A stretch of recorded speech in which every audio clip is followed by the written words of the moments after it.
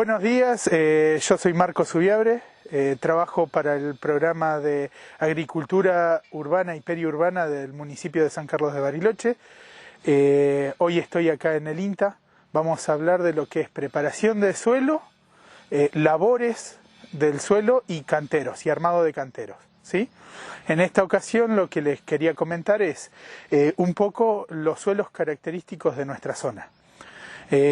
Por la geología de nuestro lugar y por los procesos geológicos que pasaron en la historia de nuestros suelos, en la zona del este, el este de Bariloche y Dinahuapi, nos vamos a encontrar con suelos arenosos, con algún contenido de rocas, ¿sí? Que provienen de lo que es detrito fluvio glaciar, y son suelos pobres en cantidad de materia orgánica, ¿sí? A medida que nos vamos acercando a la cordillera, vamos a ir encontrando suelos un poco más oscuros, ¿sí? Con algún contenido de materia orgánica, y eso es lo que le da el color oscuro. Y llegando ya a lo que es bosque, suelo de bosque, vamos a encontrar suelos muy oscuros, con gran porcentaje de materia orgánica, ¿sí? Por lo tanto, suelos mayormente fértiles. La fertilidad es una de las características que necesitamos que tenga el suelo para poder cultivar y que las plantas crezcan lo más saludable posible, ¿sí? Pero otra característica importante de los suelos que necesitamos es que los suelos tengan estructura. La estructura se logra mezclando diversos materiales, y la estructura de los suelos, la porosidad, que es la principal estructura que nosotros buscamos, es para que los suelos puedan contener agua, mantenerla y entregársela a la planta cuando ésta lo necesite, ¿sí? ¿Cómo aumentamos la fertilidad de nuestros suelos? A través de la incorporación de biopreparados, de fertilizantes o de compostado, ¿sí? Y ahí mejoramos la fertilidad de nuestros suelos. Y como bien dije, la porosidad la aumentamos metiendo distintos materiales, que lo que permite es que nuestro suelo no se apelmace, sino que queden estructuras vacías, espacios vacíos que se llenan de aire y que esto después mantienen el agua. Con respecto al suelo, cuando nosotros hablamos de suelo estamos hablando de una estructura viva, ¿sí? Esta estructura viva es porque la superficie de nuestros suelos tiene una diversidad de microorganismos, principalmente hongos y bacterias, que se dedican a transformar la materia orgánica en inorgánica. ¿Qué quiere decir esto? Es que cualquier resto vegetal o animal muerto que caiga al piso lo transforman en micronutrientes que son solubles al agua. ¿Para qué? Para que las plantas después los puedan absorber a través de su estructura radicular. Entonces, como el suelo es una estructura viva, lo que tenemos que hacer nosotros es mantenerlo y aumentar esa estructura viva. Mientras más aumentemos esa microfauna de nuestros suelos van a tener la capacidad de autofertilizarse con la incorporación de materia orgánica. En el caso de los labores de la huerta, sí, uno de los labores principales siempre es el preparado de los canteros de siembra, o camellones de siembra, como ustedes lo denominen, ¿sí? Vamos a tener dos situaciones. El trabajo sobre un cantero ya trabajado previamente, que viene siendo trabajado año a año, y un cantero nuevo, ¿sí? Un espacio nuevo. ¿Cuáles son las principales herramientas que nosotros vamos a usar? Va a depender de cada una de las situaciones.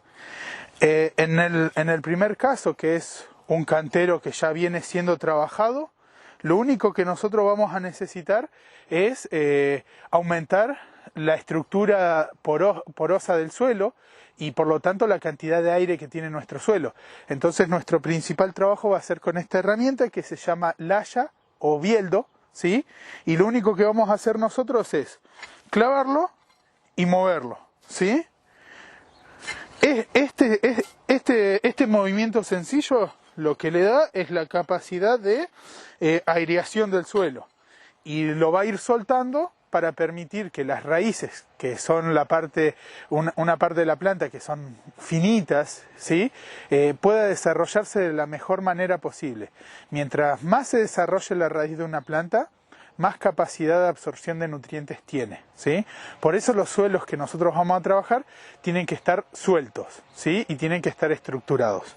Además, es importante que una vez que nosotros trabajamos los suelos, incorporamos nutrientes, cubramos el suelo con algún tipo de vegetación seca.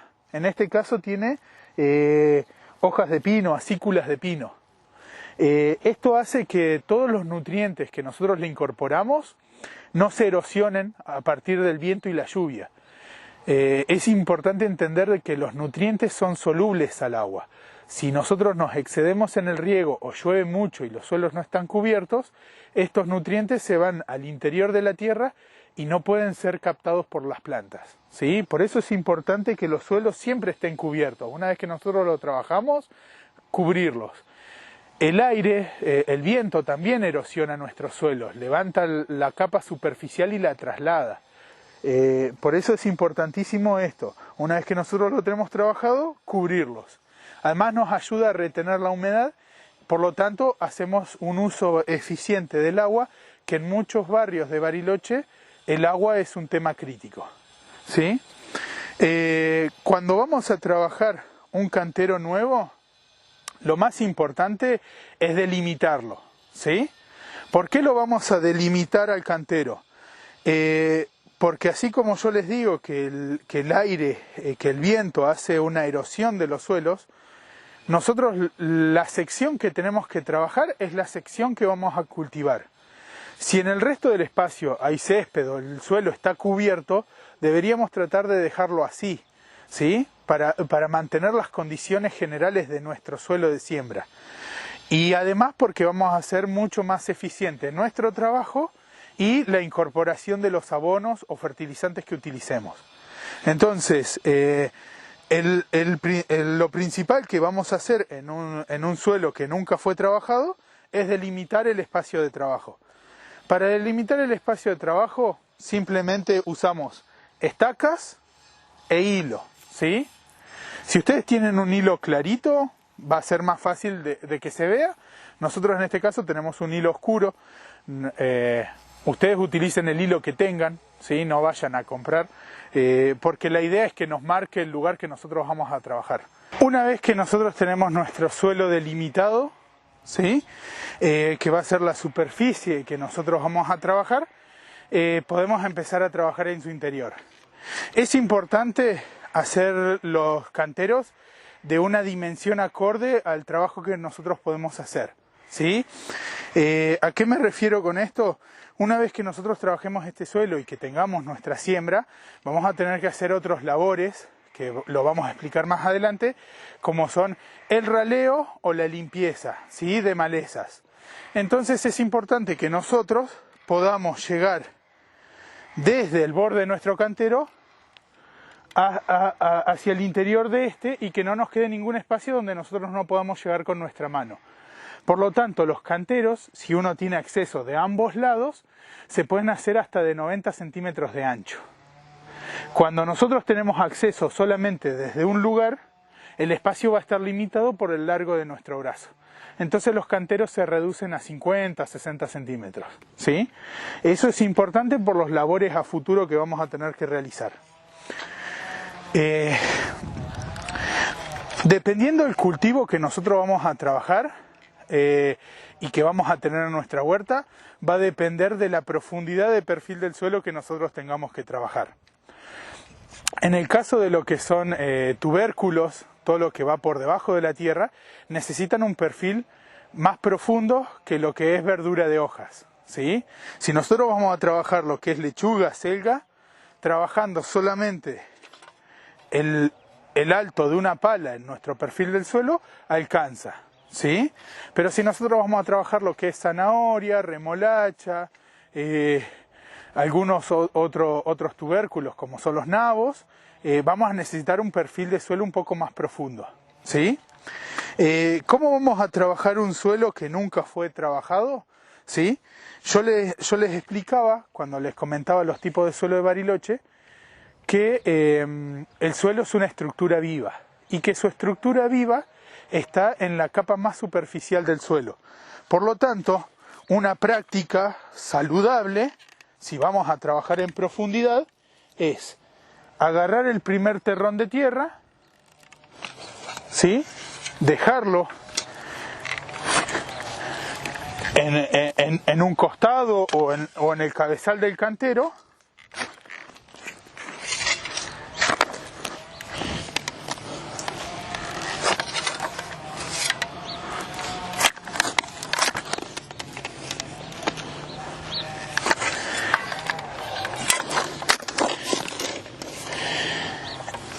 y a partir de esta altura trabajar la profundidad, ¿sí? Que es donde el suelo ya se pone mucho más duro, ¿sí? Y con este trabajo, ¿sí?, de clavar la pala bien profundo, por debajo del nivel que nosotros estuvimos trabajando, ya por lo menos estamos trabajando más del ancho de la pala. Una vez que nosotros hicimos este primer trabajo ahí, ya vemos que por lo menos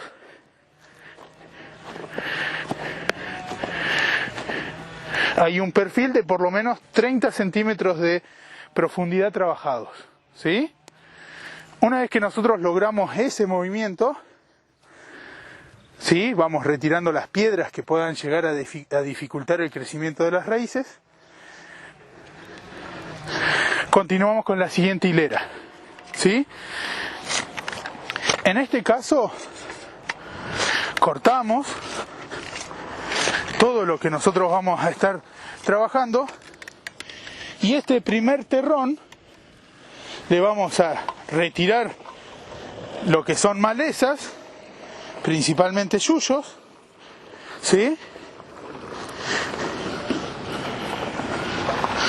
Lo ablandamos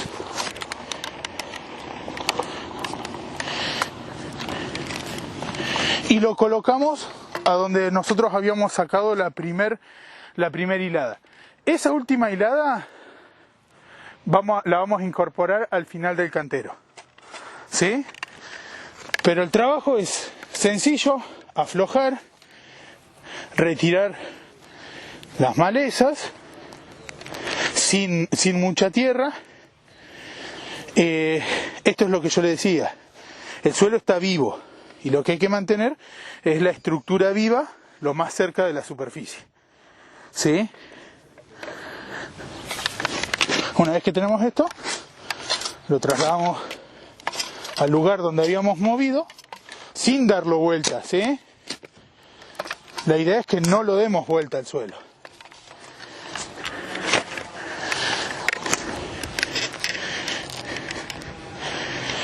Van a ver que una vez que ustedes trabajan con la pala, ya todo lo que es las raíces y las malezas se retiran muy fácilmente. Entonces lo que hacemos es pasar este terrón de tierra como está, golpearlo para que se afloje, para que se vaya soltando el suelo, ¿sí? Y trabajar la profundidad de la segunda parte. Y como les dije, solamente con removerla alcanza. Este es el momento donde nosotros, si vemos que tenemos un suelo pesado, un suelo con mucha cantidad de materia orgánica, pero que no tiene buena estructura, es el momento de ir integrando otros materiales. Uno de los materiales más fáciles que podemos acceder es la arena. Pero podemos poner otros materiales como acerrín, viruta, ¿sí? Y eso le da estructura de aireación a los suelos. Es importante, ¿sí?, considerar que el trabajo en una huerta es un trabajo de paciencia. Y como conlleva un esfuerzo físico, lo que hay que hacer es cuidar también el cuerpo. Para no cansarnos, nosotros podemos hacer paladas chicas, ¿sí?, y trabajarla, o podemos hacer paladas grandes si queremos llegar rápido al final. Lo que pasa es que vamos a llegar rápido al final y al otro día ya no vamos a querer utilizar las herramientas de la huerta porque nos va a doler la espalda. Entonces, haciendo paladas cortitas, ¿sí?, chiquitas, el trabajo se hace mucho más llevadero.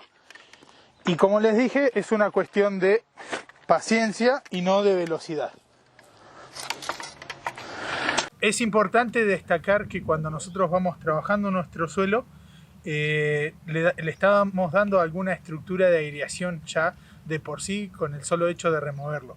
Y lo que estamos viendo es que nuestro suelo ya trabajado está teniendo un nivel superior al suelo original. Todo eso que levantó de nivel, toda esa diferencia de altura, corresponde a la cantidad de aire que nosotros introdujimos a esta estructura. Y eso es saludable para las plantas, porque al introducir aire estuvimos generando poros que se van a llenar de agua y que le van a servir de estructura de almacenamiento para las plantas. En los tres tipos de suelo necesita algo que es importante todos los años para hacer huerta, que es todos los años agregarle compost. Por supuesto que en el momento uno el más, si se quiere, menos productivo es el arenoso. Por supuesto es importante estar atento ahí con el compost, agregarle bastante compost ahí en el año 1. Después los otros también. ¿Cuál es la función del compost? Tiene dos funciones importantes el compost, que es mejora la estructura, o sea la capacidad de aireación, de generar poros en el suelo, y la otra que puede tener algunos fertilizantes. Es el caso del nitrógeno, que es el nutriente más requerido por las plantas. Así que bueno, puede haber un compost simple, de hogareño, donde muchas veces no tiene mucha cantidad de nitrógeno, pero si nosotros tenemos gallinas, o en el caso del campo le agregan bosta de oveja o estiércol de gallina, como decía, ahí le va a agregar una importante cantidad de nutriente, que es el nitrógeno. Insisto, para el citadino, para la gente de ciudad, el compost no va a tener muy buena cantidad de nitrógeno, pero sirve porque va a ser un aporte importante en la estructura. Bueno, acá tenemos un modelito típico de lo que es el compost. Este es con una malla, es un poquito caro porque hay que comprar la malla, pero hay otros tipos que es hacer un canterito de la misma forma que estábamos haciendo el cantero para la siembra, hacer ese canterito, delimitarlo bien y empezar a juntar todos los residuos ahí. Lo importante de los residuos es que se haga una bocha, que se haga una masa crítica, ¿no? O sea, acumularlo, no desparramarlo porque se seca. Si uno lo acumula, comienza el proceso de descomposición ahí. Eso es importantísimo en el compost. Entonces, ustedes van a ver en el momento 1 que el compost está así. Este es un copo, ¿no? Acá yo saqué, me comí algunas naranjas, unas verduras que se pasaron, entonces todo quedó acá. Entonces esto está recién empezando un proceso de descomposición. Cuando esto desaparece y queda como una borra de café, es que el proceso de descomposición es completo y ya está el compost para usarlo, digamos. Si nosotros nos fijamos acá, en la parte de abajo, muy abajo,